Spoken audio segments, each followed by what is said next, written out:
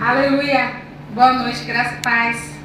Bem, pai. Queridos, essa música tem tudo a ver, esse louvor tem tudo a ver com a palavra que o Senhor ministrou no meu coração para trazer essa noite, amém? Vou enterrar aqui. Nós estamos hoje aqui no número menor e eu pensava, antes de subir, quando eu cheguei, que hoje é um dia diferente. Hoje é um dia que tudo dizia não, Amém. Mas você e eu dissemos sim. E nós viemos até aqui adorar o Senhor. Amém. E não importa o número. A palavra do Senhor diz que onde estiverem 2 ou 3 reunidos, ali o Senhor se faz presente. Amém? E o Senhor está dentro de nós. O Senhor está aqui. Amém? Aleluia.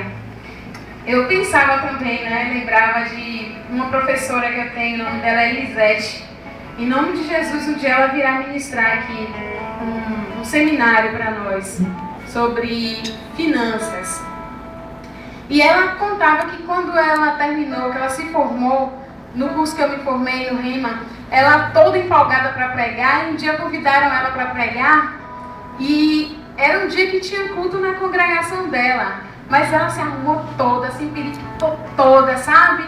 Buscou, se encheu de unção e foi, chegou lá, só tinha a mulher, pastor e ela. Acho que no culto deu no máximo umas 5 pessoas. Mas, queridos, ela dizia assim, sabe o que eu aprendi? Que você tem que estar preparado para 5, ou para 50, para 500, para 5 mil, 50 mil, 5 milhões.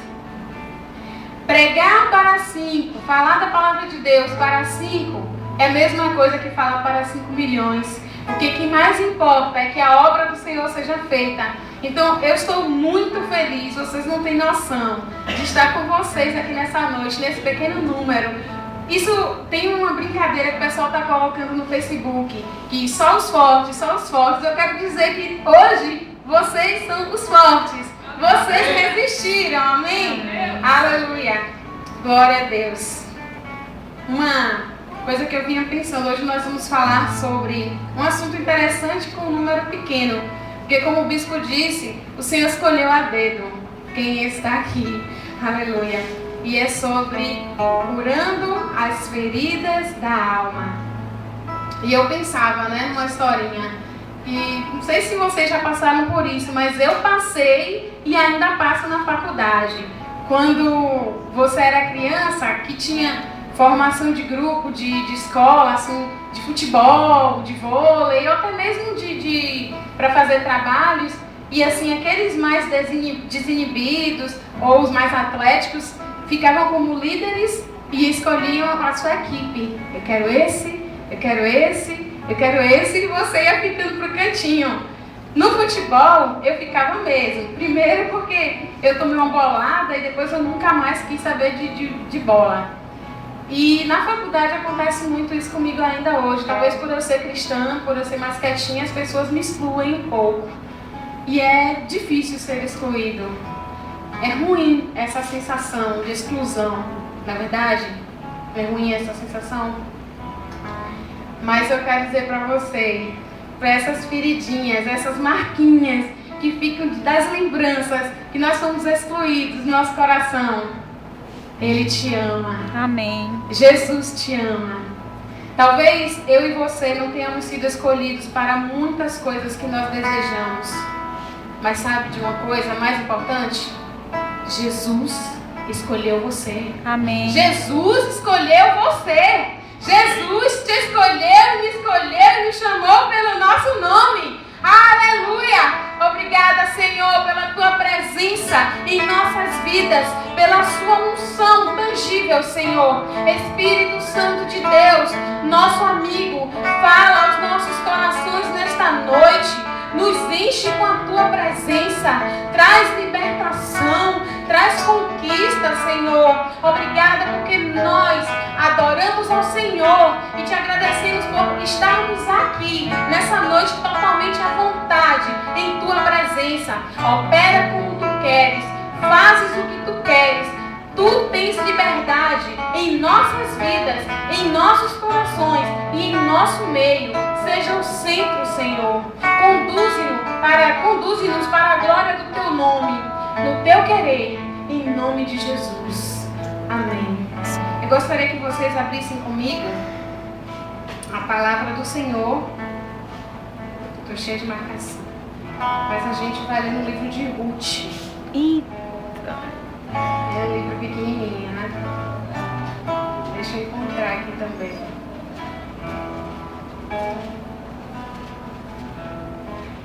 Aleluia. Ai, Deus maravilhoso. Aleluia. Senhor. Vocês acharam? Amém? Quem achou diz amém. Quem não achou? Deus é bom. Abre no livro de Ruth. Fica depois de Juízes.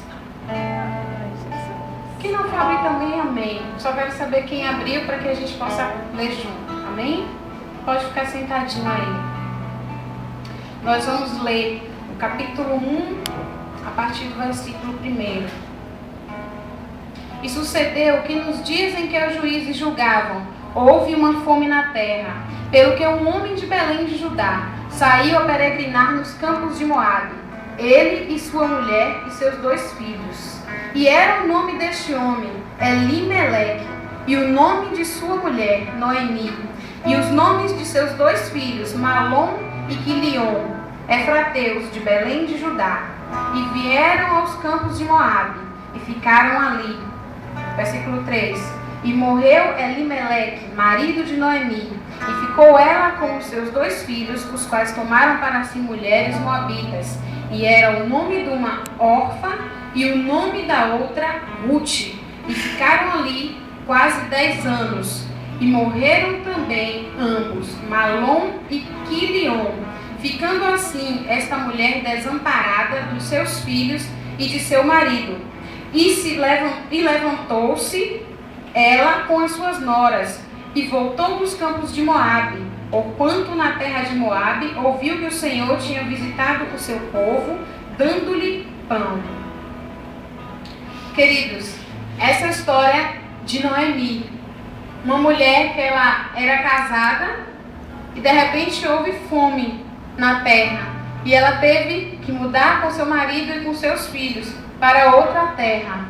E ali o esposo dela morreu. Depois de 10 anos, os filhos dela já eram casados e morreram também. Se você continuar lendo, você vai notar que Noemi ela entrou numa angústia muito grande, porque além de perder o marido e perder os filhos dela morreram sem dar para ela netos. Uma mulher sozinha com 2 noras sozinhas. As noras eram jovens, segundo o costume poderiam casar e continuar fazendo a sua vida, fazer família, mas ela não tinha mais para onde ir. Segundo o costume, se ela tivesse idade ainda para ter filhos, ou se ela tivesse filhos vivos, os filhos dela poderiam se casar com as noras para levantar descendência aos filhos que faleceram. Mas ela não tinha nem idade mais para procriar, não tinha idade para casar, quanto mais para ter filho. E ali ela entrou naquela angústia. E ela voltou. E quando ela voltou, ela disse assim para as noras dela: olha, vão. Deixa eu ver qual é o versículo. E ela disse assim: vão e casem-se de novo. Façam as suas vidas. Mas Orfa foi, mas Ruth disse que não. Que ela não ia deixar Noemi. Que onde Noemi pousasse, ela pousaria. Que onde Noemi ficasse, ela ficaria. Que o Deus de Noemi era o Deus dela. E quando elas chegaram em Belém, sabe o que aconteceu? As pessoas chamaram e falaram assim: Noemi, Noemi. Foram saudar ela, né?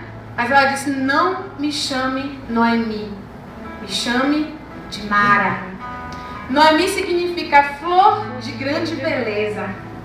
Essa mulher, ela tinha uma angústia tão forte dentro da alma dela, uma ferida tão profunda, que ela disse: meu nome não é mais flor de grande beleza, meu nome agora é amargo, é amargura. Queridos,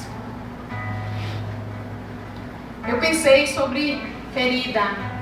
Essa mulher tinha uma ferida. E aí eu fui pesquisar a respeito das feridas.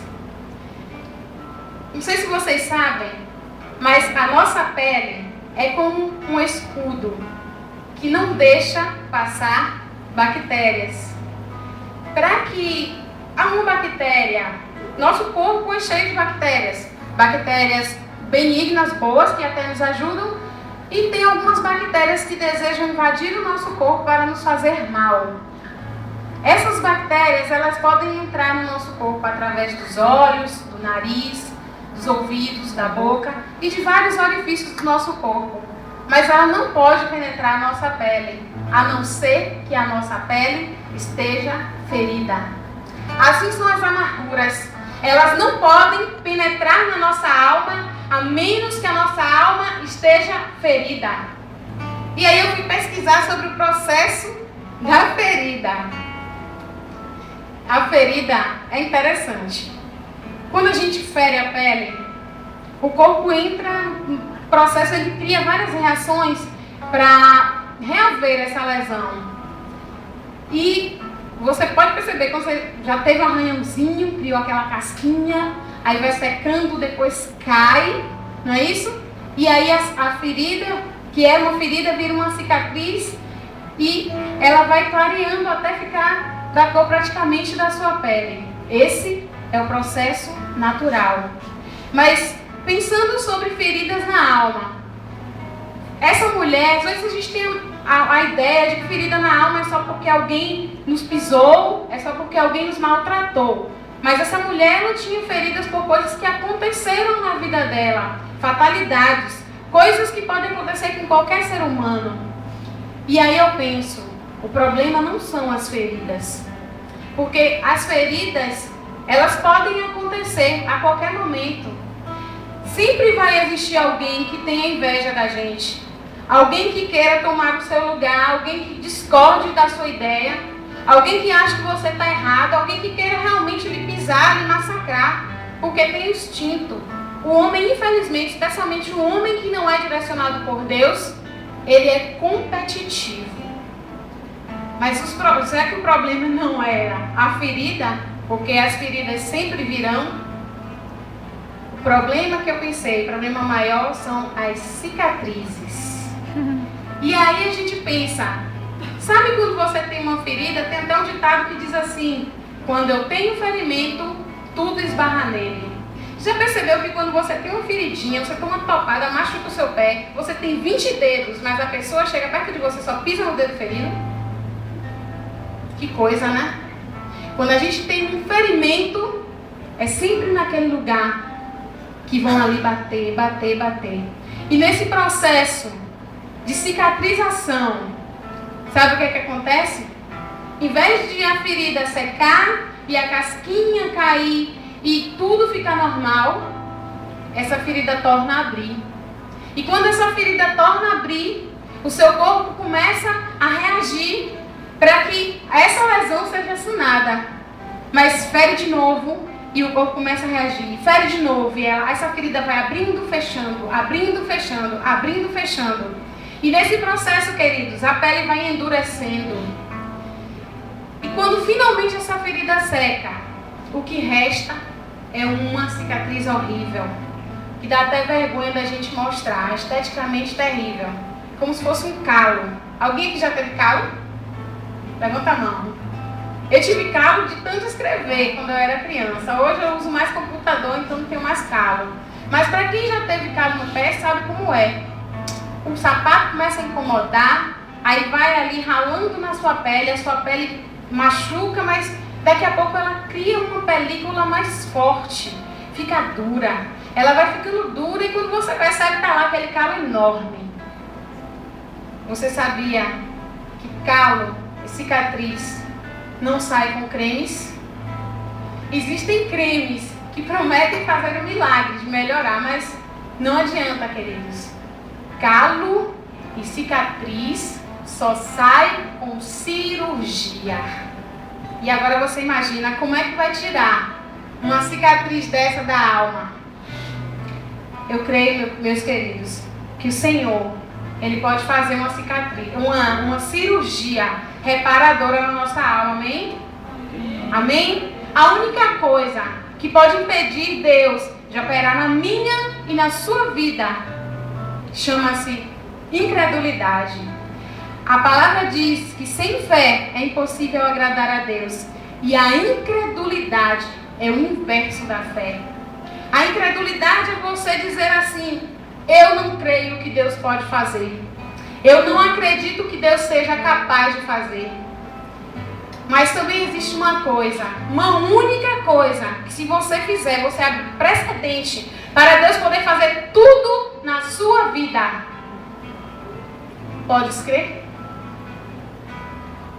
Se tu podes crer, tudo é possível ao que crê. Amém. Tudo é possível ao que crê. Se creres, verás a glória de Deus. Aleluia! Talvez você pense assim: por que uma cirurgia na alma? Né? Para tirar. O que tem a ver essa cicatriz? Olha, a cicatriz não é só para lembrar. Já ouviu a expressão não pise no meu carro? Que dói. E quando a gente tem um calo, que alguém pisa no nosso calo, não dói só na gente não. Porque dói na gente e dói em quem pisou. Porque a primeira reação que a pessoa tem é revidar. Seja com palavras, seja com expressões. E aí quem tem um calo desse na alma? O marido sofre, a esposa sofre, os filhos sofrem, os amigos sofrem. Todos em redor dessa pessoa que tem essa ferida na alma, que tem essa cicatriz na alma, sofrem. Aleluia. Deus é bom. Amém. O Senhor é fiel. Aleluia. E ali, queridos, Noemi, com aquela cicatriz na alma dela, ela desejou se isolar. Noemi decidiu ficar só. E sabe que eu lembro até da história de Jó. Que a história de Jó foi tão terrível que a mulher dele falou assim: amaldiçoa esse Deus e morre. Eu creio que no meio da gente aqui não tem ninguém como Noemi, como Jó. Mas talvez você tenha uma ferida na sua alma ou uma cicatriz na sua alma. E isso faz você sentir vontade de se isolar. Você se sente só. Não que não tem ninguém ao seu redor, mas porque as pessoas deixaram de te compreender. As pessoas deixaram de te escutar. Será? Noemi quis ficar só, mas Deus não permitiu. Amém. Duas pessoas cuidaram de Noemi: o próprio Deus e Ruth, a amiga de Noemi. Eu quero dizer que se você se sente só, você está numa aliança superior. Noemi tinha Deus com ela, você tem Deus dentro de você. Amém. O Senhor habita em você, você nunca está só. Amém. E outra coisa, o Senhor é poderoso para levantar alguém tão fiel como Ruth foi a Noemi para com você. Amém. Para comigo também. Aleluia. Oh, o Senhor é bom. Mas talvez seja uma questão assim de perdoar. E aí você pense: eu não consigo perdoar. Daís, eu não sou Jesus. Eu não sou Jesus para perdoar. Jesus foi 100% homem, 100% Deus. Mas eu sou só uma pessoa. Querido, eu quero dizer para vocês, queridos e queridas, que você está na nova aliança, você recebeu o Espírito em você, você foi regenerado. E agora, a palavra diz, em 1 Coríntios 2,16, que você tem a mente de Cristo. Amém, Senhor. Se você tem a mente de Cristo, você pode pensar como Jesus pensa. E aí eu pergunto, você já parou para pensar o que Jesus acha a respeito dessas suas ideias? De você querer se isolar? Se Jesus estivesse em seu lugar, Jesus se isolaria? Jesus revidaria? Jesus se vingaria? Jesus se separaria? Uma vez eu ouvi do missionário R.R. Soares, eu nunca mais esqueci. Ele falou assim: aquele que se separa busca o seu próprio interesse. Aquele que se separa busca o seu próprio interesse. Não estou falando só de marido e mulher. Existem vários tipos de separações. Amém? Amém. Vários tipos de separações. E aquele que se separa busca o seu próprio interesse. Agora eu quero saber, se você está pensando nisso, se você pensa em se separar de alguma coisa ou de alguém, você já perguntou qual é o propósito de Jesus nisso? Se Jesus tem algum propósito nessa separação? Ah, Daísa, mas eu não consigo amar. Eu olho para o meu marido e eu não consigo. Ele 5, 10, 15, 20, ou sei lá quantos anos, talvez meses, ele vem me maltratando. E eu desejo, eu conheço, eu ouço a palavra, eu desejo amar, mas eu não consigo dar esse amor para ele. Eu vejo meu filho, eu olho para ele, ele me maltratou demais, eu não consigo amar. A minha vizinha que fica me caluniando, não tem jeito, eu olho para ela, eu tenho vontade de pegar no pescoço dela e torcer. Sabe aquele patrão que se eu pudesse eu dizia umas duas a ele. Eu só não digo porque eu preciso desse emprego. Queridos, Romanos 5:5. Não é com o meu amor, não é com o seu amor que você vai conseguir amar. A palavra diz que o amor de Deus foi derramado nos nossos corações. Aleluia. Pelo Espírito Santo que nos foi outorgado. Você pode amar do tipo de Deus. Amém. Você pode amar com o amor do tipo de Deus. Amém. Eu fico pensando, ele falou assim, olha, o amor foi derramado em nossos corações. Ele não diz o amor foi derramado na sua cabeça, o amor foi derramado no seu corpo. Por quê? Eu parei para pensar. Queridos, nosso corpo todo mundo está vendo. Não precisa nem explicar. A nossa cabeça, a nossa mente, é a nossa alma, é o nosso intelecto, é o nosso raciocínio, são os nossos sentimentos. Então o que é o coração? O coração é o seu eu interior, é o seu homem espiritual, é o lugar onde Deus habita. É por isso que o amor foi derramado no seu coração, o amor foi derramado no seu espírito, onde você foi recriado, onde Deus habita. Aleluia.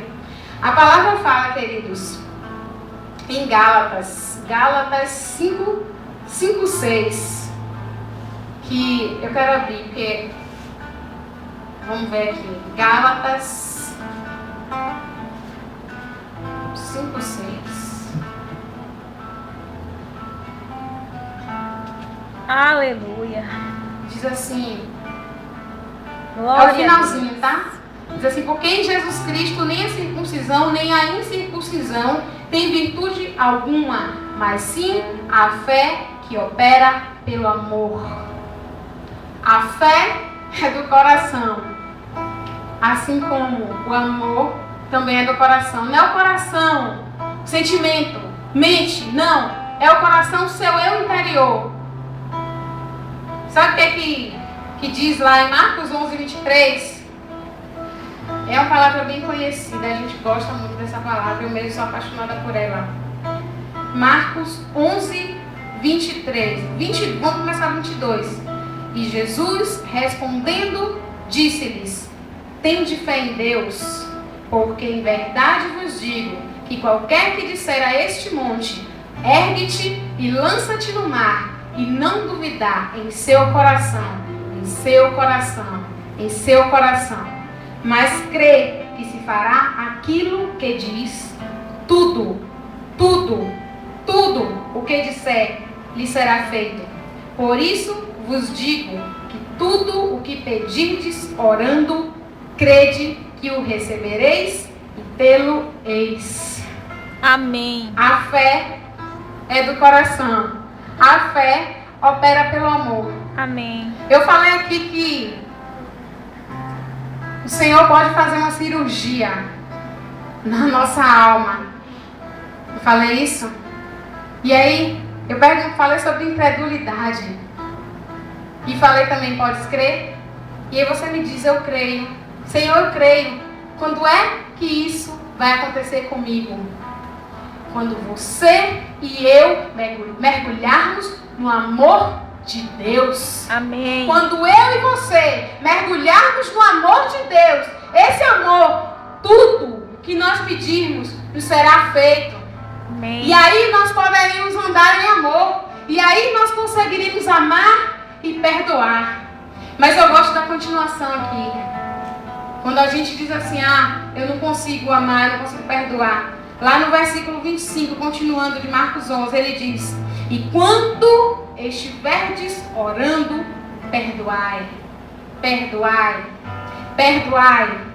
Querido, não adianta eu ter fé se eu não perdoar. Amém. Tem que ter amor.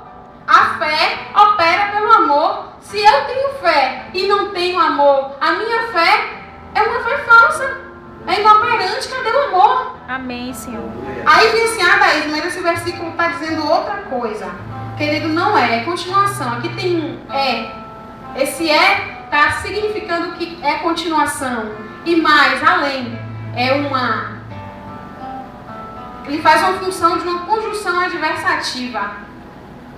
Não sei se vocês gostam de gramática como eu, mas depois do porém sempre tem uma vírgula. Aí ele vem e fala assim, e, vírgula, quando estiverdes orando, perdoai. Amém. Se alguma coisa tende contra alguém, para que vosso Pai, que está nos céus, vos perdoe as vossas ofensas. Queridos, quando a gente mergulha no amor de Deus e a gente aprende a andar em amor, Amém, tanta Senhor. coisa muda em nossa vida. Nós não devemos nos fechar. Aí você pode dizer assim, Daís, então a gente tem que ser agora mole, já que eu também tenho que perdoar, tem que ser mole? Não, queridos. A sua pele, como eu falei no início, é uma espécie de armadura. Você tem que ter resistência e que também tem que ser maleável. Sabe o que o Senhor disse? Ele disse assim, seja prudente como a serpente e simples como a pomba. Isso significa o quê? Sabe como é a serpente? Ela fica ali observando. Quando ela sente que ela vai ser prejudicada, ela dá o bote. Mas aí então eu vou atacar? Não. Você vai observar. Se você sentir que você vai ser prejudicado, você vai chamar essa pessoa e vai dizer, olha, se você me ama, se você é meu amigo, se você gosta de mim, pare com isso, porque você está me magoando. Seja claro. Mas você tem que ter essa resistência, mas também tem que ser maleável. Tem que ser puro, inocente como a pomba. Sabe como é a pomba?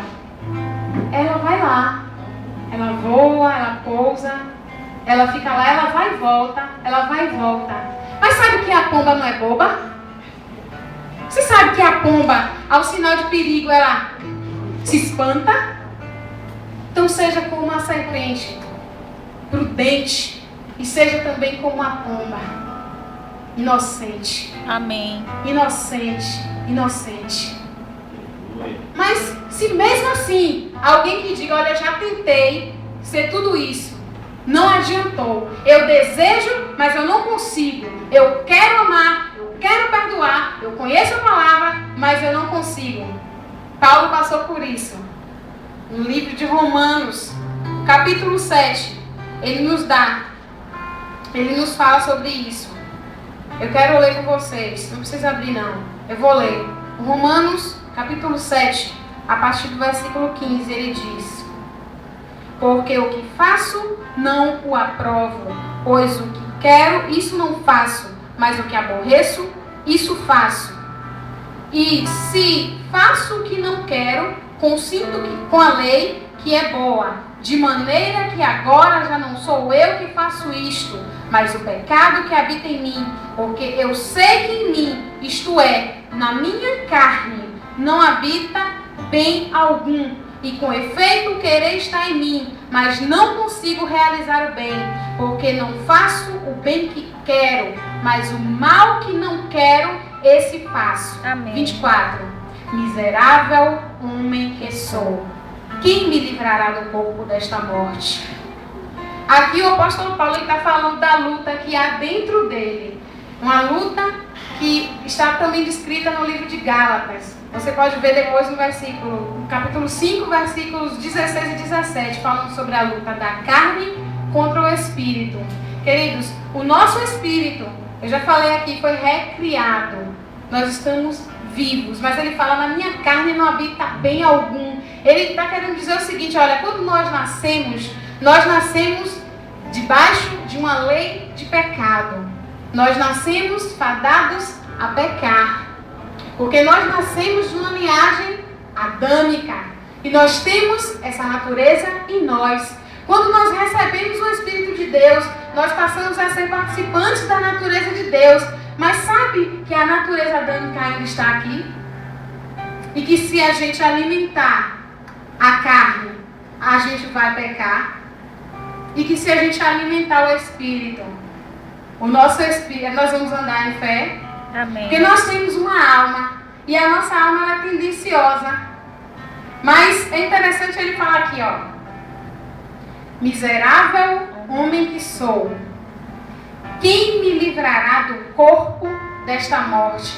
É uma referência a algo que o bispo já explicou aqui. Eu não sei se vocês já ouviram, acho que Ivan já ouviu o bispo falar isso e Micaele, que são os mais antigos. Mas é uma referência a algo chamado necrofania.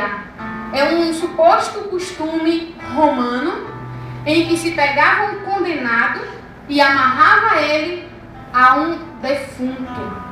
E ali, esse cadáver ia apodrecendo e o homem que estava condenado, ele estava vivo, mas ele começava a apodrecer junto com aquele cadáver. Sabe o que é isso? Eu e você temos uma natureza divina dentro de nós. Somos participantes da natureza divina em nosso espírito. Deus habita em nós. Amém? Amém. Mas nós também temos uma natureza carnal.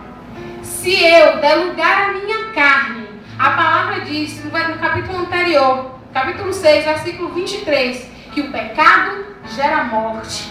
É uma natureza viva, abraçada com a natureza que gera morte.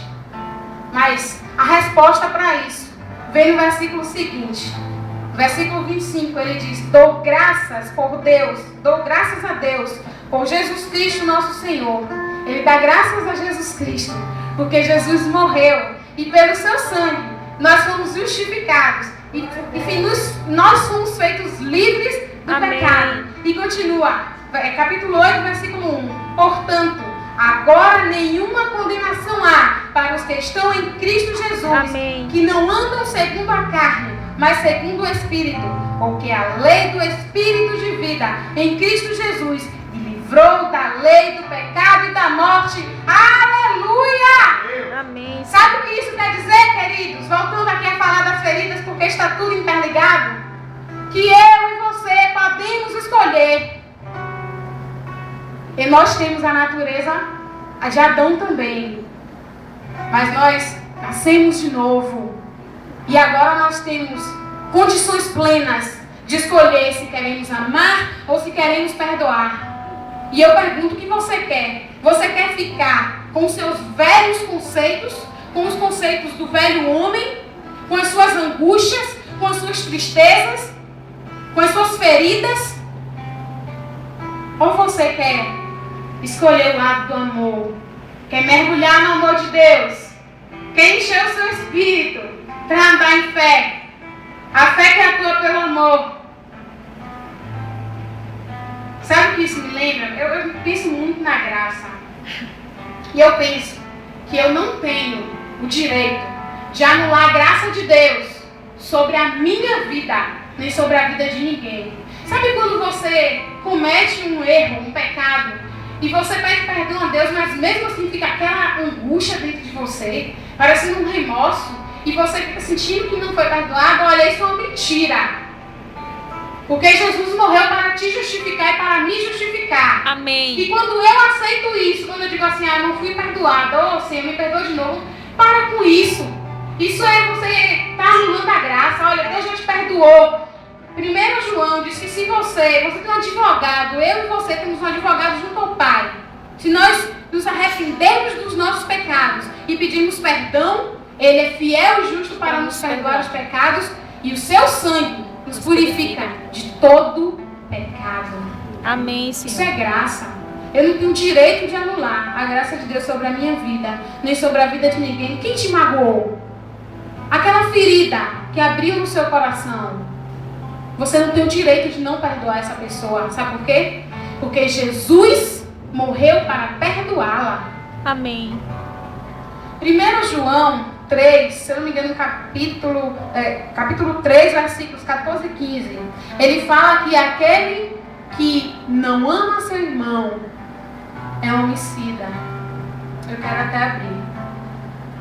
É para falar com certeza, porque a palavra de Deus a gente tem que dizer com certeza. Nós sabemos que amamos. 1 João 3,14. Nós sabemos que amamos, que passamos da morte para a vida porque amamos os irmãos. Quem não ama a seu irmão permanece na morte. Qualquer que odeia a seu irmão é homicida. E vós sabeis que nenhum homicida tem permanentemente nele a vida eterna. E eu pergunto, aquela pessoa que lhe magoou, que você diz que odeia, você odeia mesmo? Porque a palavra diz que aquele que odeia seu irmão não tem a vida eterna permanentemente dentro dele. Eu quero saber aqui, se alguém tem esse sentimento, que acha que odeia, não precisa levantar, não vai levantar a mão não, nós estamos num pequeno número. É você e Deus. Eu queria que na sua mente, se alguém aqui tem isso, que diga assim, na sua mente, eu odeio fulano. Eu vou esperar, diga, eu odeio fulano. Será que é de verdade isso? Você sentiu verdade nisso que você fala na sua mente? Ou alguma coisa arranhou dentro de você? Querido, querida, nós temos a vida de Deus em nós. Sabe o que acontece? Muitas vezes, por não conseguir perdoar, não entender a graça e o amor de Deus, a gente fica achando que odeia. Mas você não odeia não, você tem a vida permanente em você. Isso aí é uma mágoa, é uma angústia que você precisa reparar, que você precisa tirar. Sabe, essas cicatrizes que eu falei, que é a pior parte, porque as feridas sempre virão, infelizmente, é verdade. Jesus disse, no mundo tereis aflições, mas tende bom ânimo, eu venci o mundo. Significa que nós vamos passar, sim, por aflições. Podemos ser feridos, sim. Mas daí a ficar com a cicatriz horrível, a ficar com calo, que quando alguém pisa, machuca não só a gente, mas a pessoa também, é escolha nossa. É escolha nossa mergulhar nesse amor. E depois que nós mergulharmos nesse amor, e essas cicatrizes forem arrancadas, nós continuarmos nos esmerilhando da palavra de Deus. Amém. Eu ia falar esmerando, mas eu fui buscar no dicionário. E a palavra certa é esmerilhar. É passar por esmeril. É podar as arestas. Mas voltando para a história de Noemi, para não parecer que estou voando. Eu queria dizer o final da história de Noemi. Noemi voltou para Belém com Ruth. E um dia Ruth foi catar espigas de milho no campo de um homem chamado Boaz. Boaz gostou de Ruth. Ruth achou graça aos olhos de Boaz. E Boaz disse, minha filha, não vá mais para outro campo, vem catar somente aqui. Era um costume, tá, hebreu, de que os pobres fossem catar aquilo que estivesse no chão da plantação. E ali, Noemi, inteligente, ela lembrou que Boaz, ele era parente do marido dela. Vocês já ouviram falar de resgatador? Eu falei que quando a mulher fica viúva e não tem filhos, o irmão do defunto, né, do morto, ou um parente próximo, ele resgata, ele se casa com ela e o filho que ela tiver vai dar sucessão ao nome do falecido marido. E ali Noemi ensinou a Ruth a como conquistar Boaz. E Ruth conquistou Boaz. E ele se casou com ela. que foi o resgatador dela. Ele resgatou todas as terras que eram do marido de Noemi. E Noemi foi restituída. Amém. Foi restituída não só na terra, mas foi restituída também porque Ruth, ele fala no livro, se você ler, fala que ele também quis dar a descendência a Milcom, se eu não me engano, era o marido de Ruth. Lembra daquela mulher cheia de ferida pelas tristezas que ela passou, sem esperança, sem saber o que ia acontecer? Talvez ela estivesse lá como aquela mulher, a viúva de Sarepta, que o profeta Elias foi visitar e ela disse assim: olha, eu vou comer um bolo aqui com meu filho e vamos morrer, porque não tinha mais esperança. Talvez, eu creio que Noemi estava assim, sem esperança nenhuma, mas olha o que Deus fez na vida de Noemi. Amém. Noemi e Ruth estavam numa aliança inferior, queridos. Eles precisavam sacrificar para entrar na presença de Deus. Mas nós estamos numa aliança muito superior. No pacto 2, na nova aliança do sangue de Cristo. E para entrar na presença de Deus, é só pelo sangue de Jesus. Amém. O Jesus, basta isso. O véu do templo se rasgou. E se Deus fez isso por Ruth e por Noemi, será que Deus não tem grandes coisas para fazer por nós? Se nós limparmos os nossos corações. Amém, Senhor. Mas sabe que não para por aí? Deus, ele é super abundante. Ruth resolveu ser fiel a Noemi. Ela se casou com Boaz, teve um filho chamado Obed, e teve um filho chamado Jessé, e teve um filho chamado Rei Davi. Glória a Deus. E sabe de quem que foi descendente da linhagem de Davi? José, o pai adotivo de Jesus. Queridos, Ruth entrou na genealogia do Senhor, o nosso Salvador. Amém. Oh, grande coisa pela fidelidade dessa mulher o Senhor fez. Em Jeremias 29:11, o Senhor disse para Israel: eu é que sei os pensamentos que tenho a vosso respeito, pensamentos de paz e não de mal, para vos dar o fim que desejais. Amém. Ele estava falando, o Senhor, para Israel. Era uma aliança menor que a nossa. Ele estava falando para quando Israel saísse do cativeiro. Mas você está numa aliança muito maior. Você está em Cristo, você já foi justificado. Coisas maiores Deus tem para você. Amém. Então eu te chamo, querida. Vamos mergulhar no amor de Deus. Amém, Senhor. Vamos nos esmerilhar na palavra do Senhor. Vamos tirar essas cicatrizes das nossas almas. O remédio é esse. Olha, as feridas podem vir, mas elas não precisam ficar, não precisam fazer cicatrizes. O processo de cura da cicatriz é palavra, é amor, é perdão. Amém, Senhor. Então ame, perdoe, renove a sua mente pela palavra de Deus e você vai andar nesse amor. Amém. Eu não sei se tem alguém aqui, nós estamos num pequenino número, mas o Espírito de Deus, ele sonda os nossos corações e ele sabe o que nós precisamos. A palavra diz que os filhos de Deus são guiados pelo Espírito de Deus. Vocês foram guiados até aqui e eu fui guiada pelo Espírito a trazer essa palavra. Eu não sei se há alguém aqui que tenha feridas ou que tenha marcas na sua alma, mas se você tem e você deseja nesta noite mergulhar no amor de Deus, eu quero lhe fazer um convite. Eu quero que você venha aqui, que nós vamos orar por você.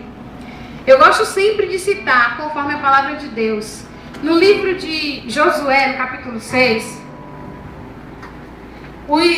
os filhos dos profetas chegaram para o profeta Josué, ou desculpe, não Josué, Eliseu, não é o livro de... É 2 Reis, capítulo 6, desculpa.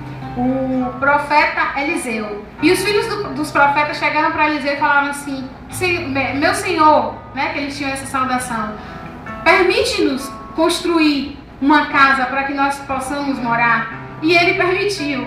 E ali os filhos dos profetas foram além do Jordão para tirar madeira e construir a casa. E quando eles iam passando, um desses filhos de profeta deixou que o ferro do machado dele caísse e afundou. E ele colocou a mão na cabeça. Ai, meu Deus, o que é que eu vou fazer? Porque esse machado era emprestado. E aí ele ficou desesperado, que tinha que dar conta do machado que afundou. E mandaram chamar o homem de Deus, Eliseu. E aí Eliseu falou assim, olha, onde caiu o machado? O ferro do machado. Ele disse, foi aqui. Ele disse, peraí, jogou um pedaço de pau. E o ferro do machado flutuou. Sabe o que eu quero dizer com isso? Aqueles homens eram profetas e filhos dos profetas. Eram considerados os homens que estavam mais próximos de Deus. Eu e você, hoje, somos filhos de Deus e podemos nos chegar ao Senhor somente pelo nome de Jesus. Nós temos total acesso ao Pai, mas sabe que às vezes, mesmo tendo comunhão com Deus, a gente está tão ferido, está tão fraco, que a gente não tem força para orar. Então, se tem alguém aqui que não tem força para orar, para pedir ao Senhor para mudar essa situação, eu lhe convido. Se tem alguém aqui, eu lhe convido que eu quero orar por você. Eu quero ministrar sobre a sua vida. Aleluia. Aleluia. Aleluia. Hoje o Senhor te dá força. Amém. Para que você possa mergulhar nesse amor. Regia, você pode ministrar aqui, por favor, uma canção? Querido bispo, por favor, venha me ajudar. Ivan, interceder. Pastora. Queridos, uma alma importantíssima para Deus. Sabe, aquilo que está lá te incomodando, que está impedindo de você receber a sua bênção, de você mergulhar no amor de Deus. Creia que Deus vai fazer. Regia, recebe a cura. Aleluia! Oh, Espírito de Deus, o Senhor é fiel, Pai. Obrigada porque o Senhor move céus e terras pela vida de uma pessoa, de duas pessoas. Para o Senhor não é número, Senhor. Para o Senhor é vida. Obrigada, Deus, pela tua libertação, pela conquista da vitória da minha irmã, das minhas irmãs, que hoje mergulham no teu amor e recebem forças para retirar as marcas em suas almas, em seus corações. Em nome de Jesus, poder de Deus, unção de Deus, que despedaça todo o jugo sobre as nossas vidas.